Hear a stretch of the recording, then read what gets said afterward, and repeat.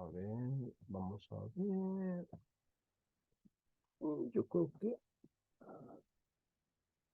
ahí está.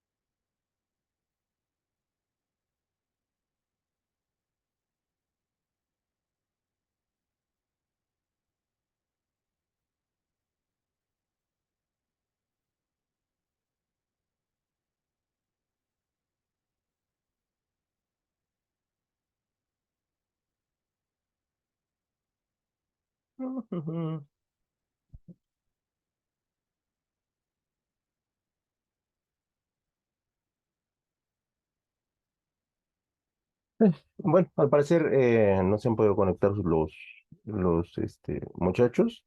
Vamos a iniciar y esperemos que dentro de el lapso que estamos explicando la clase, se puedan conectar y bueno, pues darles acceso. Entonces, en ese sentido, pues vamos a comenzar, así que vamos a compartir pantalla como lo hacemos siempre y bueno, pues vamos a establecer el,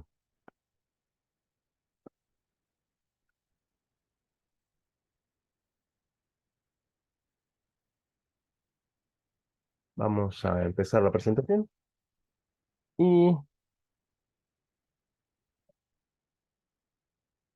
el día de hoy vamos a ver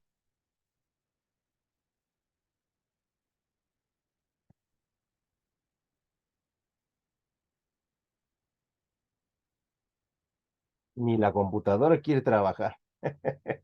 El análisis estratégico del entorno. Esto es parte del tema 3. Es el tema 3 en su parte número 2 y ya casi final. Nos hace falta un punto que es el más extenso, que lo voy a dejar para la siguiente clase. Así que bueno, el día de hoy vamos a estar viendo, este, repito, porque por ahí se pasó muy lento, y de verdad que ni la compu quiere trabajar, lo que es el análisis estratégico del entorno.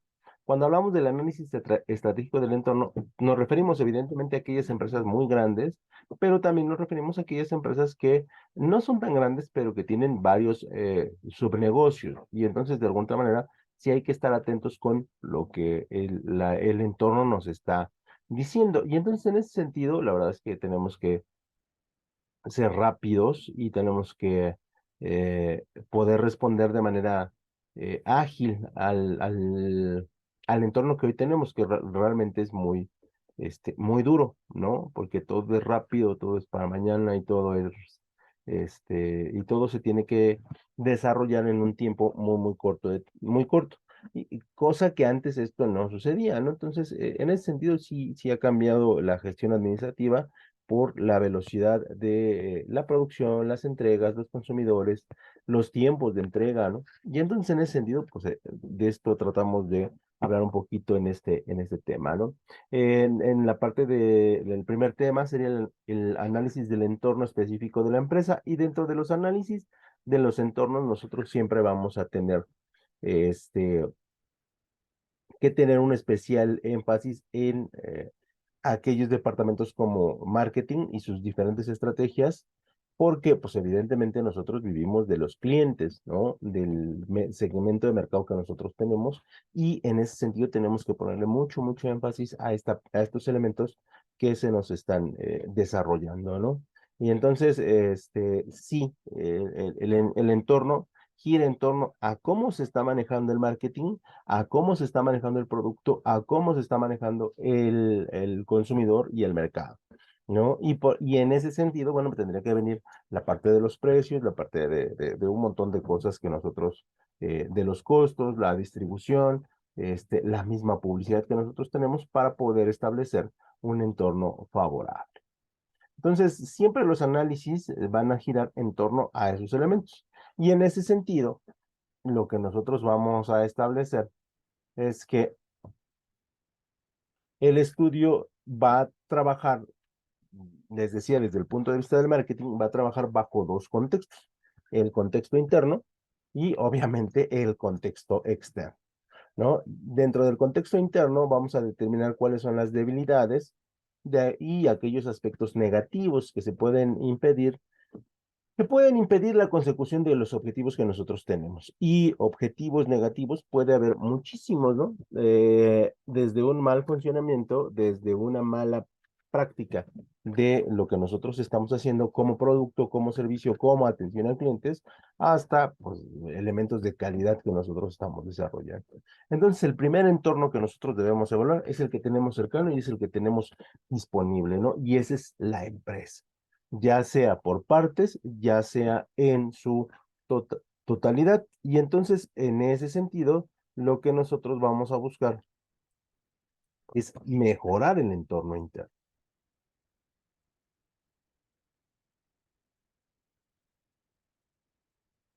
Ya en la parte de el entorno tampoco es estático, desafortunadamente, ¿no? Y les decía, menos en estos momentos, porque tenemos una urgencia de todo, ¿no? Y los tiempos cada vez se acortan más. Por lo tanto, el entorno es cada vez más dinámico y desafortunadamente tengo que utilizar la palabra de frenético, ¿no? Porque, pues sí, de alguna otra manera siempre estamos en incertidumbre, ¿no? Si en la época, en la década de los noventas, ¿no? Era incertidumbre, en la primera década del 2000 era incertidumbre, en la segunda década del 2000, la verdad es que las cosas se ponen fuertes, ¿no? Y tenemos que revisar, por ejemplo, las crisis económicas que puede tener el país, ya sea producido por sus políticas económicas o ya sea producido por el entorno externo, ¿no? Hoy desafortunadamente tenemos presiones externas muy, muy fuertes, ¿no? Y de alguna otra manera, bueno, pues las economías lo resienten. También tenemos que observar que las legislaciones que los gobiernos desarrollan y aplican también tienen que ver mucho con esos elementos de mercado. Y por ejemplo, en México, siempre históricamente tenemos buenos números en la parte de lo macroeconómico, pero siempre tenemos malos números o la gente en general no ve el buen accionar de la economía en su bolsillo, ¿no? Y eso ha sido histórico, ¿no? No solamente con ese gobierno, sino realmente con todos, ¿no? Y entonces, en ese sentido, lo que se trata es que, identificar qué cambios afectan al consumidor para la adquisición de productos y qué cambios le afectan a la empresa desde el punto de vista de las legislaciones existentes, ¿no?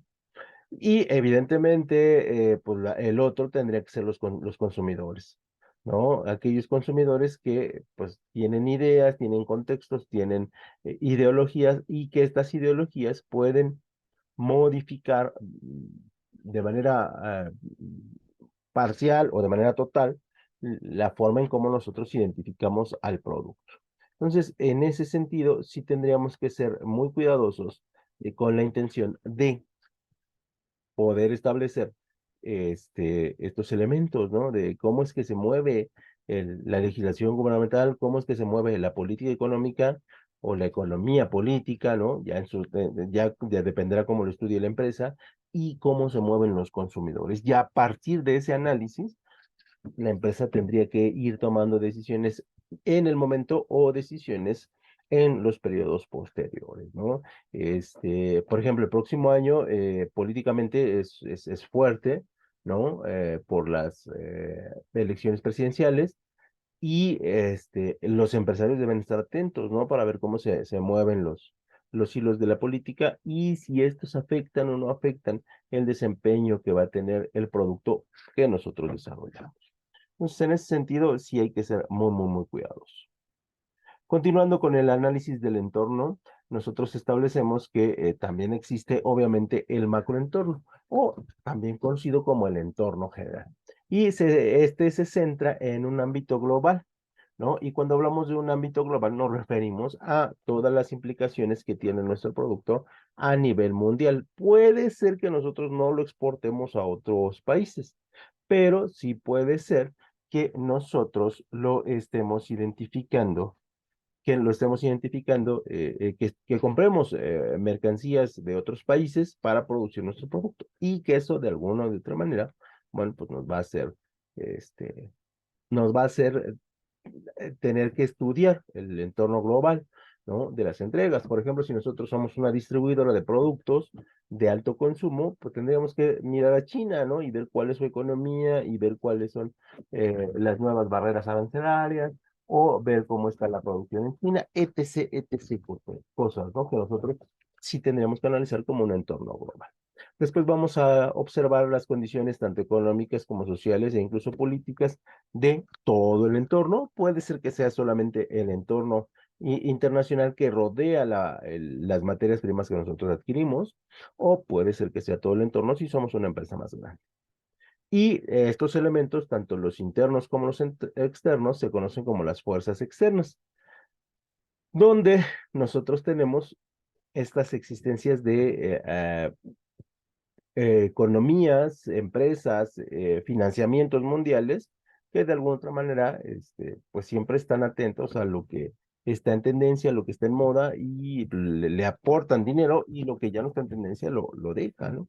Y entonces en ese sentido, si nosotros entramos en esa categoría, deberíamos de ser cuidadosos si somos productos innovadores, si somos productos competentes y, en fin, para ver si al no afectamos a algunas empresas de carácter internacional y que estas pues no nos metan el pie, ¿no? Entonces, en ese sentido, siempre hay que estar atentos y también saber que hay empresas, porque sí lo hay, que tienen una influencia macroeconómica o de macroentorno, ¿no? Y que sus influencias, de alguna otra manera, pues pueden afectar el desempeño o desarrollo del producto que yo manejo, ¿no? Y en ese sentido, bueno, pues deberíamos de tener cuidado. Obviamente hay pocas empresas que pueden lograr esto, pero eso no quita que hay algunas que sí son de carácter global y que podrían afectar nuestro desempeño.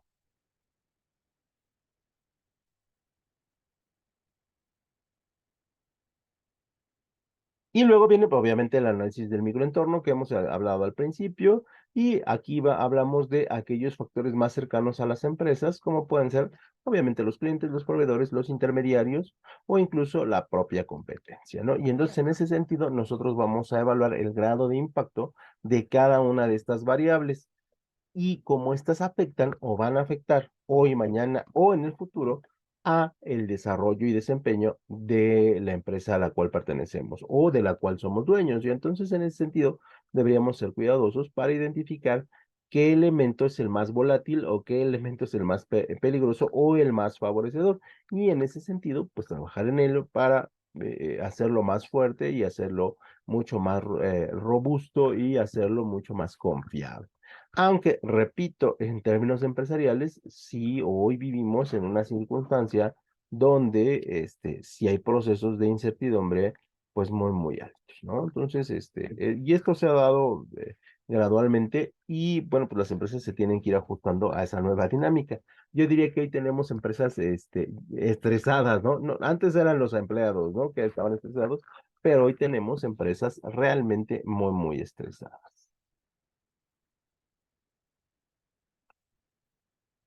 Luego tenemos el análisis estructural de la industria, ¿no? Que ya aquí tendríamos que ir analizando propiamente a la competencia como uno de los factores que de alguna otra manera detonan el éxito o el fracaso de la misma. Y aquí son estrategias que el administrador, que el gestor administrativo desarrolla, porque, bueno, alguien dirá, ¿sabes qué? Nosotros vamos a estudiar la competencia y habrá alguien que diga, ¿sabes qué? No, nosotros vamos a estudiar la estructura industrial de nuestro país, de nuestra región, y si esta nos pone en aprietos o nos pone en peligro. ¿No? Y el análisis estructural de la industria es un esfuerzo por comprender y describir la naturaleza de la competencia que hay en una industria, la naturaleza de los productos sustitutos, las barreras de entrada y las fuerzas relativas de consumidores y de proveedores. Todo este enunciado, todo este pequeño fragmento es uno de los fragmentos más verdaderos que puedan ustedes encontrar en cualquier libro y en cualquier presentación de algún tema administrativo, ¿no? Porque está hablando de toda la verdad de un análisis o del análisis de la estructura de la industria. Porque en la industria vamos a tener la naturaleza de los productos, que eso determina la competitividad y la fiereza de los otros sectores industriales, los productos sustitutos, porque recuerden que un producto exitoso siempre va a tener un sustituto o va a tener una copia, ¿no? Y eso, pues evidentemente no nos va a pegar a los márgenes de ganancia. Vamos a tener barreras de entrada y barreras, o sea, habrá industrias que digan, ¿sabes qué? Yo pertenezco a la industria del Internet y aquí en México hay 4 proveedores, 5 proveedores de Internet gigante y no te vamos a dejar entrar porque no queremos compartir eh, eh, el, el, 130 millones de mexicanos, tal vez menos, que consuman, tal vez 100 millones de mexicanos que consumen Internet en diferentes formas y en diferentes dispositivos, ¿no? Y entonces habrá quien diga, ¿sabes qué? Nosotros no te vamos a dejar ingresar porque pues evidentemente hay las barreras de entrada, ¿no? Y obviamente desde el punto de vista de la empresa, yo no quisiera compartir las ganancias del producto, de mi trabajo, de mi esfuerzo y de mi desempeño, ¿no? Y obviamente también hay que analizar las fuerzas relativas de consumidores y de proveedores. Y entonces, en ese sentido, sí tendríamos que ir desarrollando, pues, cómo es que se fundamenta toda esta estructura de análisis de la industria. Continuando con el análisis de la estructura de la industria, nosotros estaríamos hablando de por qué es importante analizar la estructura.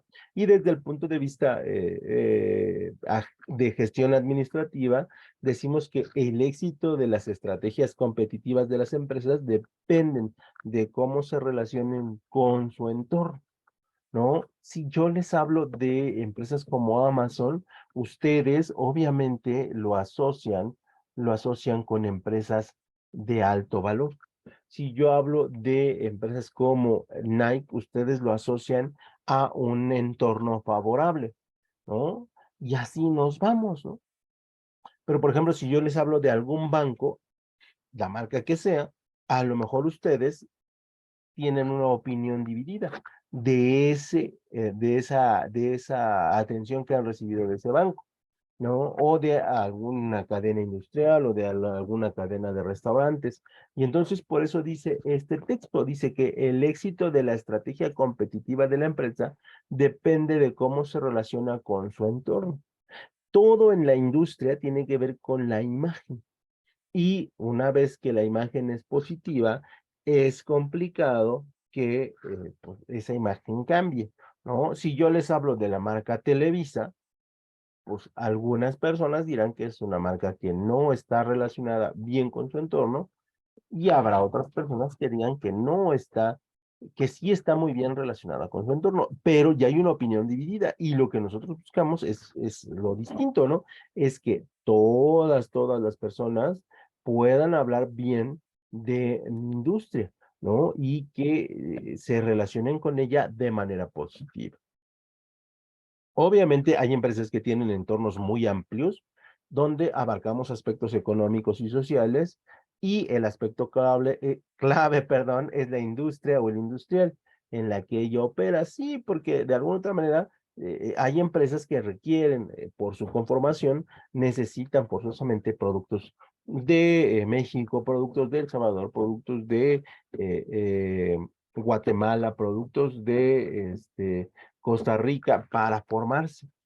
Si esa adquisición no se logra en tiempo y en forma, no importa que mi producto sea de altísima calidad, al final no voy a poder armarlo y no voy a poder lanzarlo al mercado, y evidentemente el consumidor, si no lo encuentra, lo más probable es que busque un sustituto, ¿no? Y bueno, lo extrañará 1 o 2 días y después dirá, bueno, pues lo que sigue, ¿no? Y entonces, en ese sentido, sí se pretende, sí se busca que el desarrollo de elementos industriales sea mucho más amplio, con la intención de que nosotros podamos, de alguna otra manera, medir cómo es que la industria está reaccionando a nuestros productos y a nuestros tiempos, ¿no? Porque repito, ustedes van al súper y no encuentran su producto que les gusta, buscan un sustituto, y tal vez ese sustituto satisfaga mejor sus necesidades y dejen el producto que han usado durante 5, 6 o más años, ¿no?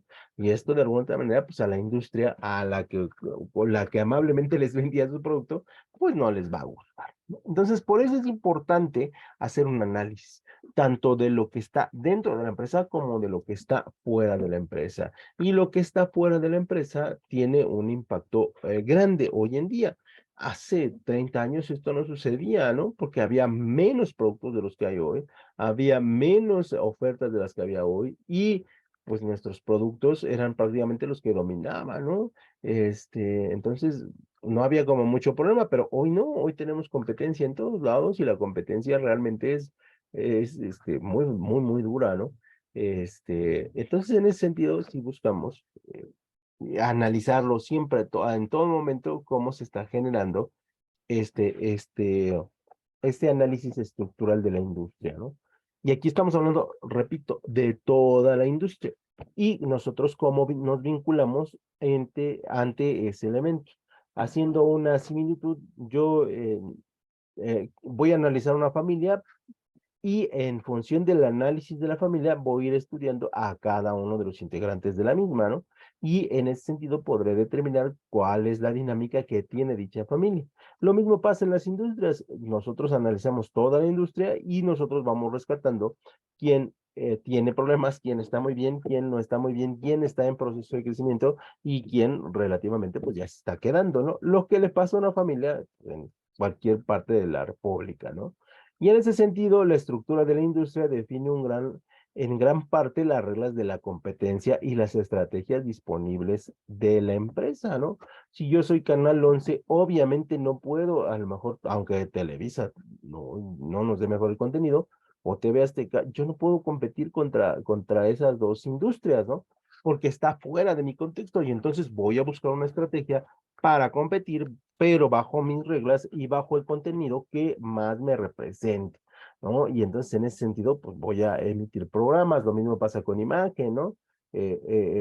O lo mismo pasa con otros canales, que tienen que competir de manera diferente o estratégicamente diferente para que puedan seguir existiendo. Y de esto habla esta diapositiva, ¿no? Dice que la estructura de la industria define en gran parte las reglas de la competencia y las estrategias disponibles para la empresa, ¿no? Yo quiero ser como Televisa, sí, pero en este momento no puedo ser Televisa, ¿no? O quiero copiar un modelo de negocio de Televisa, pero en este momento mis recursos, mi habilidad, mi empresa no está disponible, ¿no? Yo quiero ser como Nike, ¿no? Pero solamente soy Panam, ¿no? O sea, con todo respeto, pero voy a buscar, voy a tratar, ¿no? De encontrar estrategias que me hagan competitivo, ¿no? Soy Adidas, es Adidas, y yo soy Pirma, ¿no? Marca mexicana, que por cierto compren tenis de esa marca, se los recomiendo, la verdad es que son bastante, bastante buenos. Volvemos a la misma. Yo no puedo combatir con tres industrias, pero sí puedo tener estrategias de competitividad para poder existir en el mercado, para irles ganando terrenito de a poquito en el mercado y después el tiempo determinado, ¿no? También dependiendo de la intensidad de la competencia, varía los niveles de rentabilidad de la empresa. Por supuesto, ¿no? O sea, obviamente si yo soy en la industria dominante, mi rentabilidad es más alta que aquel que tiene el 15% del mercado, ¿no? O sea, su rentabilidad es más baja. En esa circunstancia está. Y por lo tanto, si yo quiero hacer negocios, si yo me quiero acercar a una industria, lo primero que voy a buscar como empresario, como dueño del dinero, es buscar aquella industria dominante y no voy a buscar, a menos que sea mi estrategia, buscar a empresas que no dominen el mercado. Entonces, en ese sentido, pues lo mismo pasa, ¿no?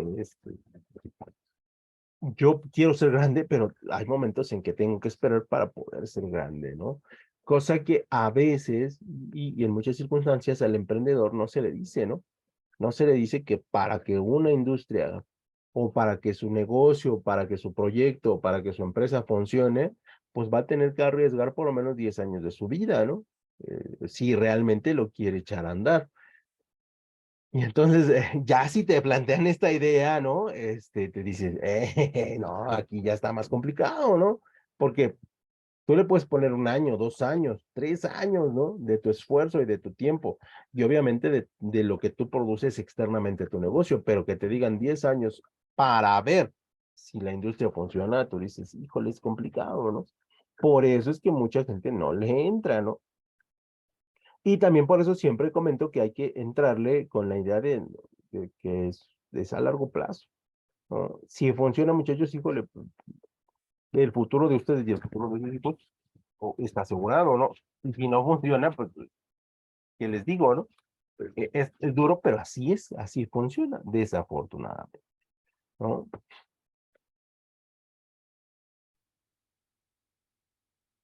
Y bueno, ya aquí si existen altos niveles de competencia, ¿no? Las empresas no pueden generar rendimientos elevados. Eso es la verdad, ¿no? O sea, yo no puedo, si yo soy competencia de Nike y Nike vende tenis por 1,800 pesos el más barato, yo siendo Pirma no, o Panam no puedo vender tenis de 1,500 porque ¿qué va a decidir el consumidor? Ah, pues pongo 300 pesos más y me voy con Nike. Y entonces yo tengo que tener una rentabilidad más baja o una ganancia más baja porque tengo que dar mis tenis, ¿no? Mucho más baratos, ¿no? Y entonces, bueno, pues tendré que luchar pasito a pasito para lograr. La razón por la que debe definirse una estrategia competitiva para la empresa es encontrar una posición en su industria donde pueda hacer frente de la mejor manera a las fuerzas competitivas o puedan influirlas en su favor. Por supuesto, ¿no? Yo te doy un diseño agradable, yo te doy materiales duraderos a un precio 50 veces menor o 50% menor al de la empresa dominante, ¿no? Y entonces habrá quien diga, oye, pues en lugar de gastarme 2,000 pesos, me gasto 800 y pues me llevo un tenis que si bien no tiene los mejores materiales, sí tiene un bonito diseño, sí tiene una bonita construcción, sí es muy cómodo y bla, bla, bla, bla, bla, ¿no? ¿No? Y entonces ahí decido por esas estrategias que yo estoy planteando. Y es por ello que antes de definir la estrategia competitiva es importante analizar la estructura de la industria en la que la empresa se desempeña. Por supuesto, ¿no? Antes de lanzar cualquier estrategia, yo necesito ver cómo se está generando la industria, ¿no? Y esto tiene que ser los 365 o los 360 días en los que la industria está trabajando, ¿no? Y esta práctica tiene que ser constante para identificar qué es lo que vamos a tener que hacer, no solamente el próximo año, sino en el año 2000, o sea, ya la estrategia ahorita en 2023 es lo que va a suceder en 2028, ¿no? Y entonces estamos preparados y estamos listos para ese cambio. Obviamente habrá empresas que ni idea, ¿no? Que con trabajo saben si van a existir el lunes, ¿no? Y esa es la realidad, pero también habrá empresas que sí están preocupadas y que sí tienen un proyecto de largo plazo en la cual, bueno, pues van a crecer, ¿no? Entonces, esa es la idea de por qué el análisis estructural de la industria.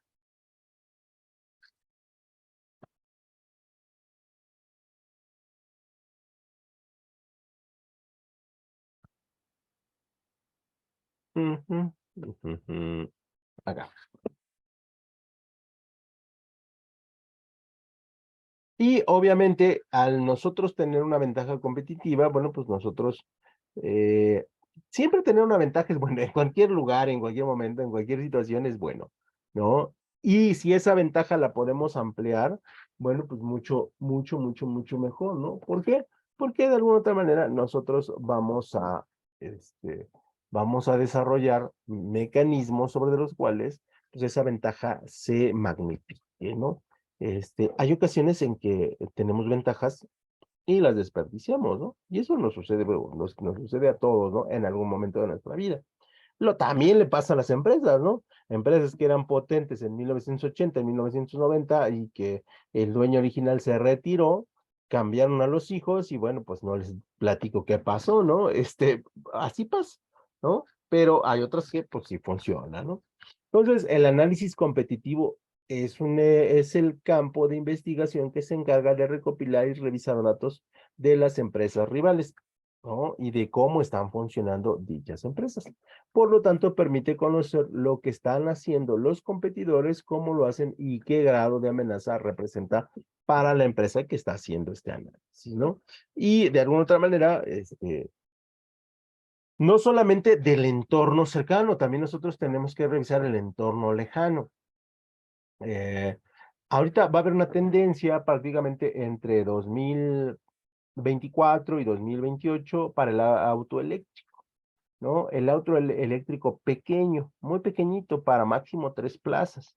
Esto tiene una tendencia, ¿no? Si ustedes revisan los años, los automóviles de los años 60, 70, eran autos extremadamente gigantescos, ¿no? Algunos hasta de más de 8,5 metros de largo, ¿no? Por 2,5 de ancho, ¿no? Eran carros extremadamente grandes. En mi tiempo le llamábamos lanchas. Y si ustedes revisan cómo ha evolucionado el automóvil, cada vez se hace más, ¿qué? Más compacto. Más compacto, obviamente por la gasolina, más compacto porque, bueno, pues hay más automóviles y estos, bueno, pues a mayor tamaño, menos automóviles en las carreteras y más congestionamiento.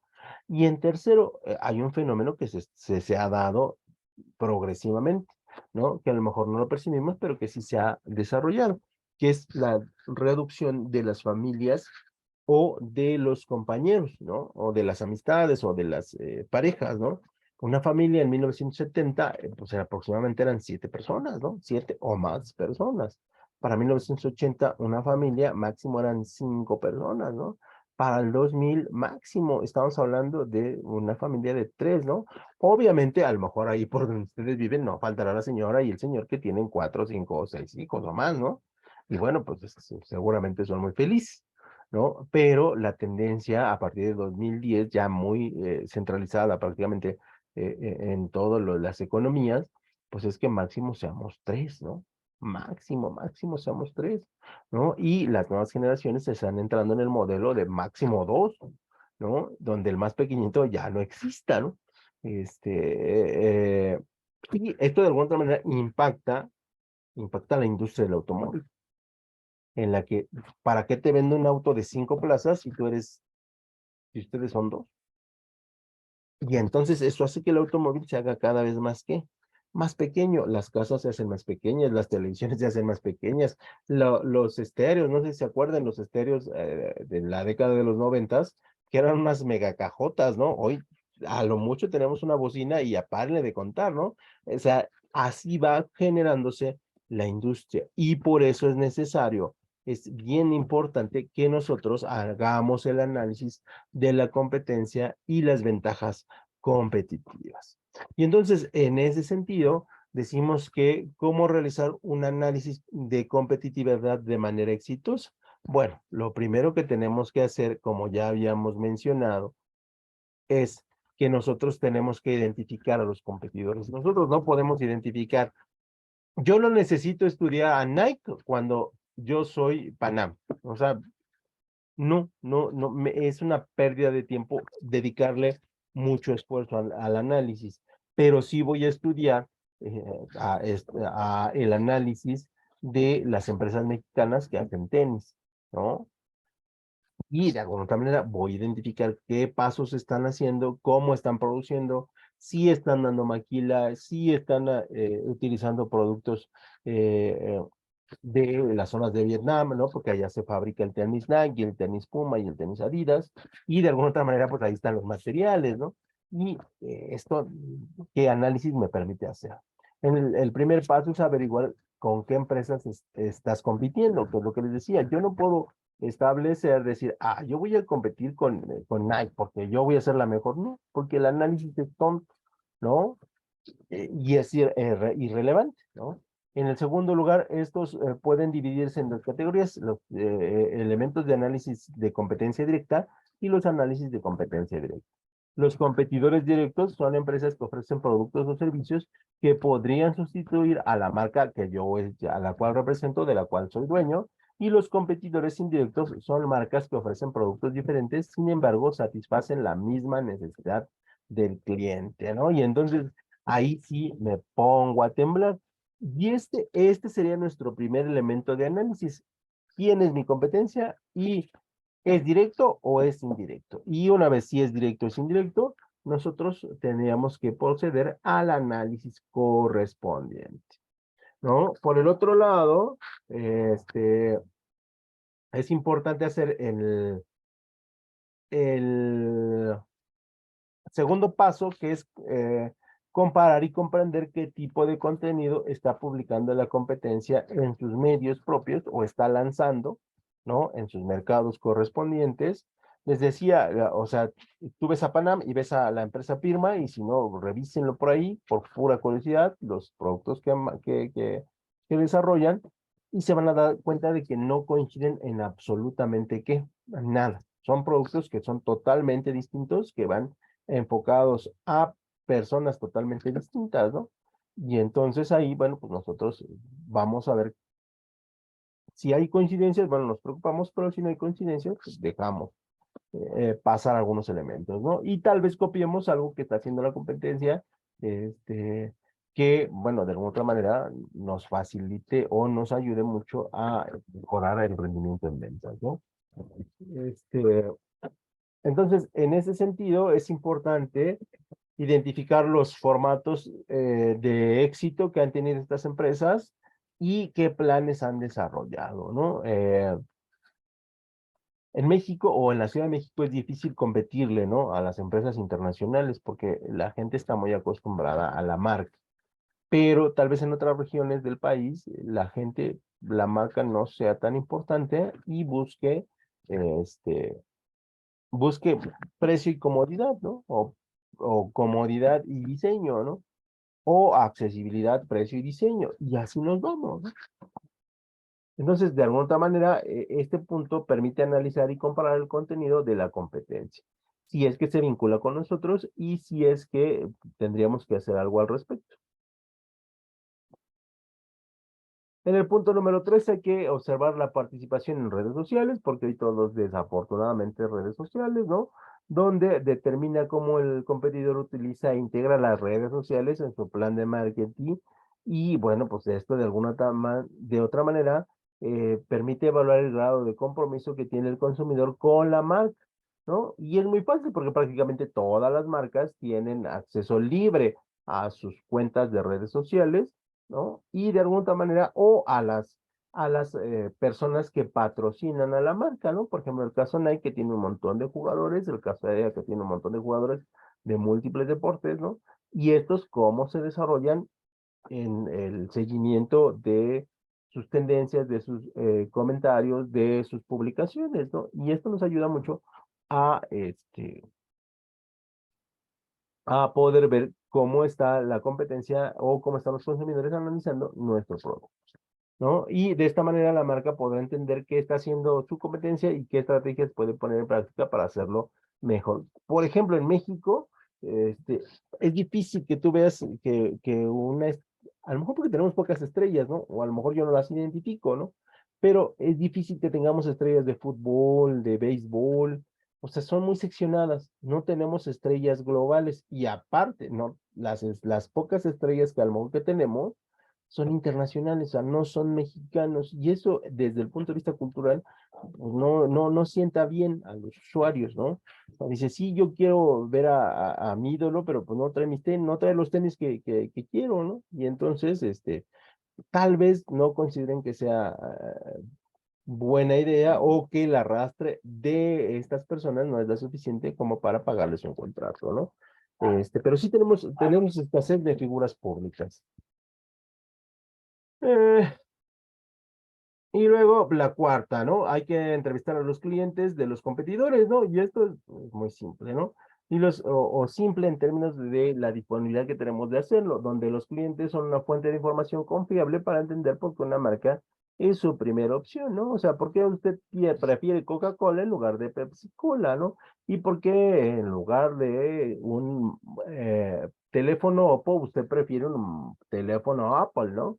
O sea, ¿qué lo hace decidirse a gastarse 10,000 pesos más, ¿no? Y ya la gente te dirá, ah, pues lo que sea que te pueda decir, ¿no? Y esto es bien importante porque así entendemos la lógica de consumo, ¿no? Que si bien se estudia mucho, se analiza mucho, pues si es necesario preguntarle a la persona saliendo del centro comercial, oiga, ¿y usted por qué en lugar de comprarse unos tenis Jordan se compró unos tenis, no sé, Adidas? Ah, pues fíjese que porque Bad Bunny los trae y la fregada, ¿no? Y esto nos ayuda a poder entender que sí necesitamos de una imagen externa de la marca, ¿no? Por ejemplo, ¿no? Y los clientes son una fuente de información confiable, por supuesto, porque ellos tienen una lógica para comprar lo que compran, ¿no? Y para conocer su opinión se pueden realizar encuestas en zonas geográficas donde opere la competencia, ¿no? Las podemos hacer en redes sociales y las podemos hacer en múltiples lugares donde se reúnan.